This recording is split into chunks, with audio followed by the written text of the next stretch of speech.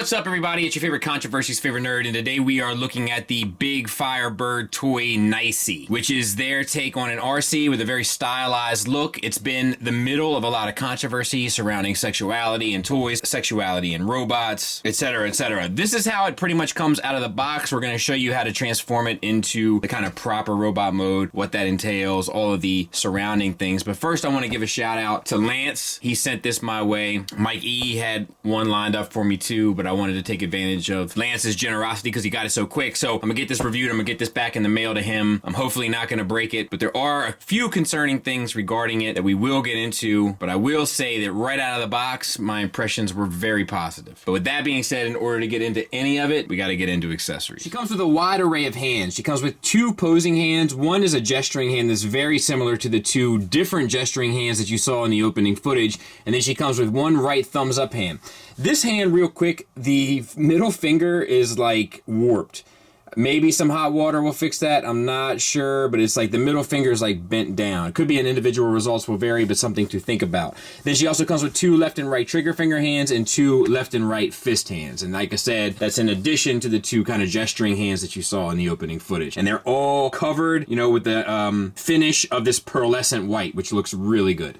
She comes with a sword, once again with the pearlescent white, very intricate sculpt work, as well as this metallic pink that looks fantastic as well, and just sculpt work on top of sculpt work on top of sculpt work, really a showcasing of talent in that regard. And she can hold it in her thumbs up hand, which is really her sword holding hand, but you can also use it as a thumbs up. She comes with kind of her signature pistol, and once again we have the pearlescent white, we have the metallic pink, and we have really intricate sculpt work. To put it in her hand, get her trigger finger hand out, and split these two pieces apart. It is a bit of a tight fit, so use caution. There's some thinner pieces of plastic, namely here and here. And once you've done so, you can insert the pistol into her hand. And the fingers do have a little bit of give to them. They are a little malleable. And then you can insert that and kind of close it back up. And now she's holding it perfectly. She has the translucent spear. It's like a green sort of effect here, translucent wise, and, you know, good sculpt work, but not quite as, you know, breathtaking or impressive next to a lot of these fully painted pieces. She can hold that in her thumbs up hand as well, but the connection is not quite as secure, but she will hold it. She comes with an alternate head sculpt. It's the same sort of deco and design as the standard one that we'll be looking at here in a bit. But it does have the metallic pink paint, the pearlescent white paint, just as the other one does, and the green translucent eyes and such.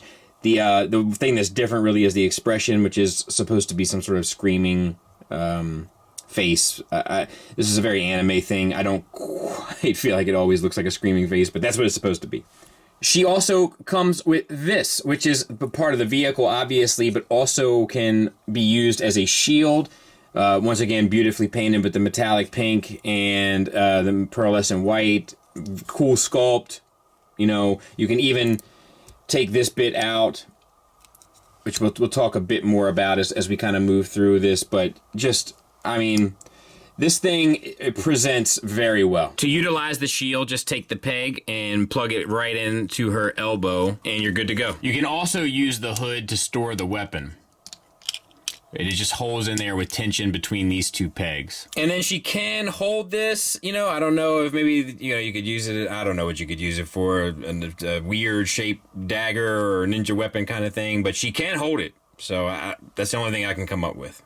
For the next set of accessories, we have to talk about how she comes packaged. So she comes like this, and what you can do, or what you should do, I suppose, is move her backpack down. And then you can move that piece down so that these bits kind of sit more behind her head almost. And then you kind of have, you know, a different or more streamlined look. Then you can kind of maneuver these little pink bits around as well. So that's kind of like a quick down and dirty easy fix, but there is something else that you can do. But first I'm going to show you something that you'll need in order to pull it off, which is this gray adapter. Just a single piece of cast plastic for what I'm about to show you, just flat gray plastic, no big deal. So if you get access to the piece that we just brought down, you'll see this gray piece. I should get the little spudger so I can point. Here is plugged into this gray assembly on her back. So, bit of a tight fit, but unpeg it and you'll free this entire section. Once you have this freed, you can manipulate your two ends and kind of make a bow for your bow and arrow. We'll take our adapter. We're going to flatten this gray piece out here, and we're going to plug the adapter in by using tension and snapping it into place. Now, after you have that, you can use her thumbs up hand, which I will show you, and get a good grip. It's not the best because of the thumb, and it's hard. You can't get the thumb around this gray piece, so she's kind of barely holding it, but it will work. Now, take your other trigger finger hand and turn your spear into an arrow. And now we can pull off a bow and arrow look. And you can kind of pull off this look. I got news for you. It's very frustrating. It's very difficult to achieve. It's very difficult to kind of get her to hold the shield. None of it really works right. It doesn't pull it off well. It makes it very difficult for her to be balanced. It's not good. It's not worth the trouble. That's my opinion. I wouldn't put yourself through it unless it's just to get one picture and then put all that stuff in the box. But that's not all this can do. These pieces here are on tiny little ball pegs. And I'll tell you, it doesn't give me the warm and fuzzies to unpeg them, but you can unpeg them. And she has two sockets on the side of her waist. If you take the wheels and spin them towards the center, it'll allow you to get a more flush look. And you can just peg them in and and then have that look, which is probably my favorite look for the figure with these side things on. We'll do some final thoughts with them in service. All right, so let's talk about the figure.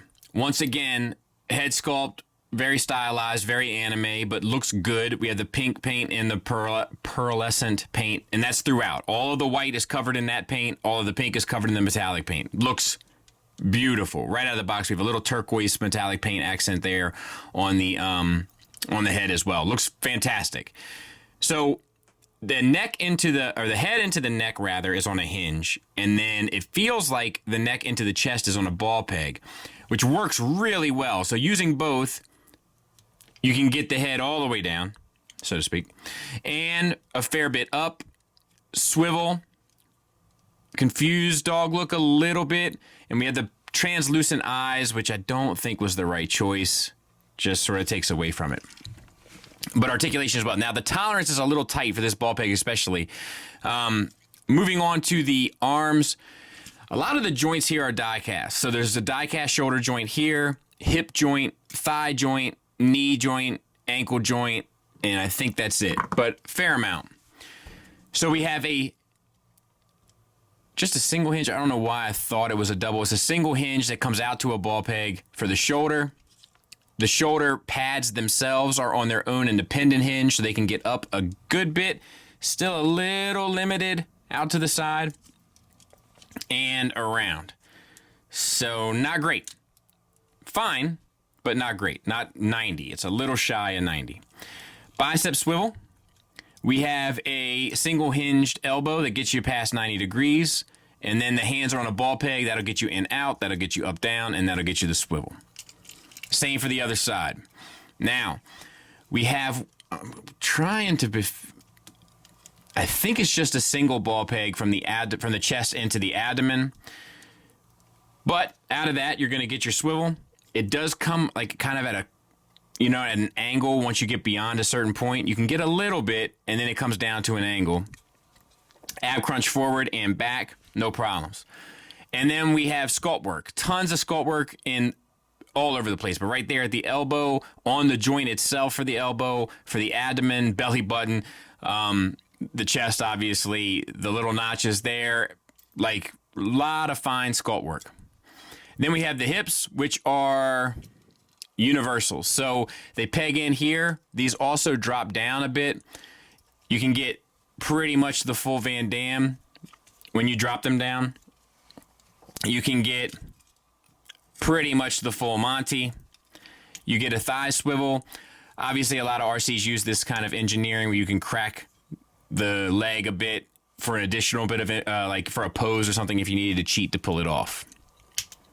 All right. And let's see. Okay, so then we have a double jointed knee. We got the tire in the back.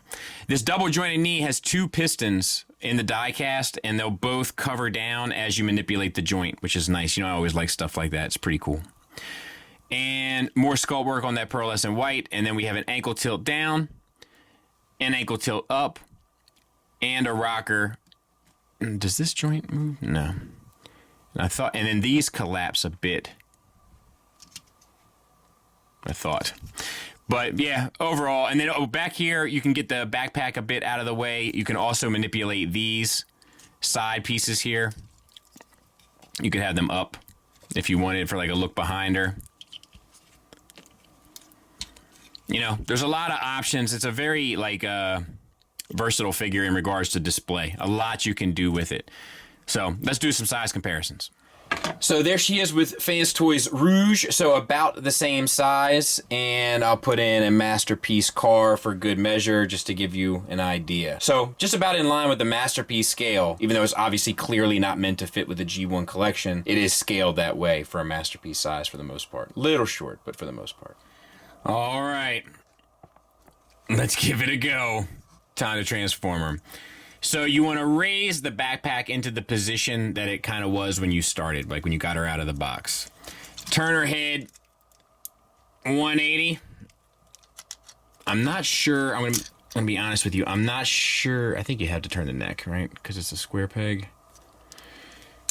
And then bring the arms up and disconnect from the arms and the chest, the upper body from the chest to the lower body.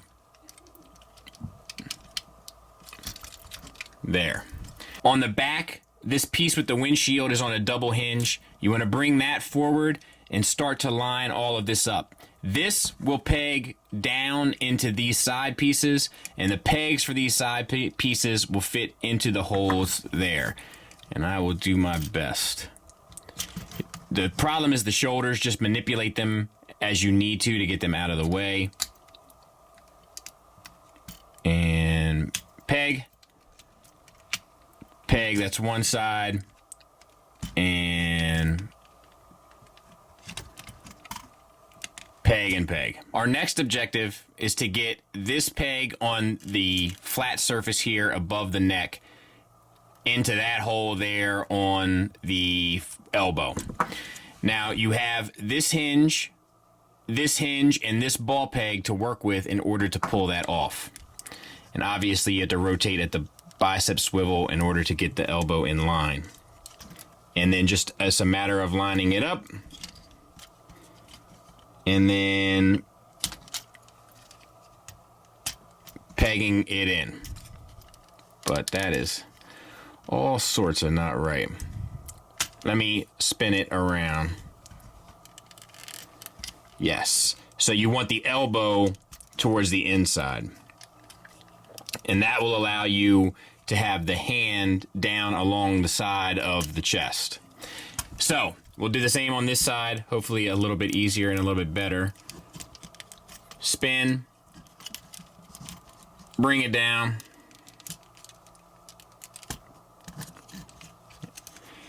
And it's not that this is really hard, it's just that there's some joints that are a little tighter than you would prefer them to be, and then you got a camera and a tripod in front of you, or maybe you don't, and it makes it a little easier. There you go. You have a number of moving joints here. The universal for one, the thigh swivel, this break in the thigh where we're gonna need, and this drop down joint at the Y, right? So spin that around so that the back of the universal is facing the bottom.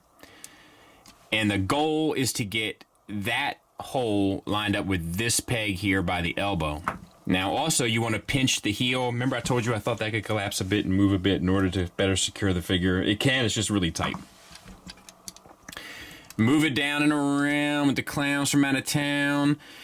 And use simultaneously this peg here. And I think this is just to separate the heel from the toe. So we're bringing the leg up. We're pegging in the calf into the side here, and we're splitting the foot around this peg here. And we're just gonna do our best. I'm gonna be honest.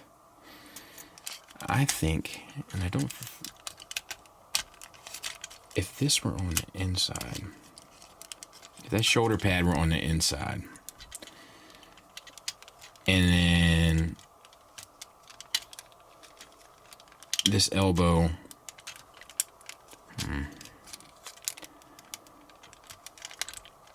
like it just seems like that would allow for a little bit more room for this leg.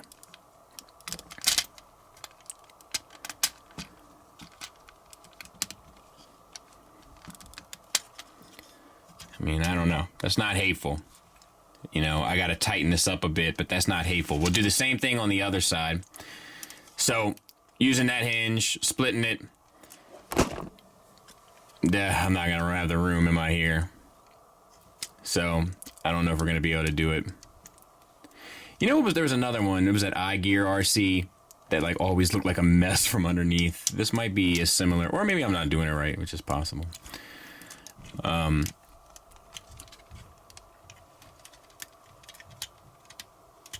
Split that. Peg, and I'm not going to be able to get it pegged in. That's kind of what you're looking for. I'll do my best to get this cleaned up in some kind of way. I'll tell you if I have any luck. But that's kind of what you're looking for. All right, so I got it. And let me show you how I got it. A couple critical things that I did wrong. These pieces that house the peg, the ball peg, need to come, down and fill in this middle piece here and kind of touch angles, so to speak. Then they'll come down, and I also swapped out the other hands for fist hands. Then everything fits a bit better. This one's still not 100% right, but for the most part, it's right. It's these two pieces in the shoulders that are critical.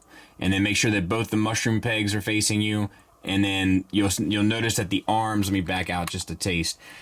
You'll notice that the arms kind of come down at like an exaggerated angle, like a greater than, less than situation. And then you should be good to go. And then finally, the last thing you want to do is take your hood, take these two notches, they go into those corresponding slots. And then these pieces come down and plug into the side.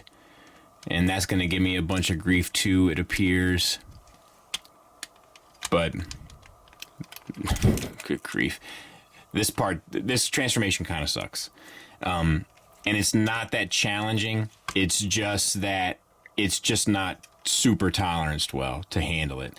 So I'll get this cleaned up and then we'll take a look at the alt mode. So here it is. It doesn't really roll all that well. I'm not sure if I have it 100% right. Look, the more you mess with this, like the more stuff starts to like kind of unpeg and come undone. Like you can see I got one spot here that's undone. So like it's just, you can tell that like the transformation element they don't have down pat. The design of the car, super cool. Underneath is cool. Like the actual engineering is pretty clever and it's pretty easy and it's pretty fun if everything kind of moved and pegged in and was toleranced appropriately. But because it's not, it's frustrating. But I guess what I mean is that it's not a complicated transformation. It's really not. It's kind of straightforward. And if it worked, it would have been kind of mind blowing. Like look how easy and like effortlessly they did this when other companies have struggled to do so. But instead, they kind of, you know, they get an E for effort kind of a deal. But it doesn't mean that it doesn't look cool because it does. And there it is next to Tiger Tracks. Final thoughts wise, let's start with the negatives. I have two really major negatives here. One is obviously that the transformation seems very amateur, which is unfortunate because everything else about the figure seems very professional. But just the fact that things aren't toleranced well, things aren't allotted for certain spaces, and as a result, as you continue to manipulate the pieces in an effort to kind of get from one mode to the other, what you'll notice is other things that you just did coming undone because they were barely stuck in to begin with. The other thing I kind of have an issue with is the whole bow and arrow thing. It just doesn't work. It's not effective. It's not efficient. It, I guess, gets points for being suggestive, but that's about all it is. Nothing about that will leave you satisfied in any real attempt to have Arcee with a bow and arrow if that's your bag. And then the only other thing that I really want to comment on, and it kind of plays a part with the engineering as well, is that there are some joints that are not toleranced properly. Specifically the heels and the neck. The tolerances are just kind of all over the place. Some joints feel very professional and definitely have have like an import Figuarts Figma feel, and then some feel like overly tight, overly dramatic, and scary. There are a number of small plastic pieces here, and because of my specific history with third-party toys, I got nervous, but I have to also say in the same breath, I never felt like anything was gonna break. And I did put some elbow grease behind this thing at times. Positives wise, I love it by and large. I love the paint, I love the sculpt, I love the materials, I love the way it feels in a gentlemanly way, I assure you. The transformation, if it actually pegged in properly, would have been nice. The die cast joints make it feel secure for a very slender figure. The articulation is right where you would want it to be. The sculpt work is amazing. I'm sure I mentioned the paint was amazing, but in case I haven't, I'll go ahead and do it again. I love the accessories, even the bow and arrow. I just don't like the bow and arrow as a bow and arrow. I'd much prefer it as like a spear and like those hip things, etc., etc. I do wish that the eyes were painted as well. But yeah, outside of that, definitely a novelty piece, but a very well done novelty piece. So if you're interested in it, I definitely give it a recommend. Thanks again to Lance, and thank you for listening. Thanks for watching. Until next time, take care.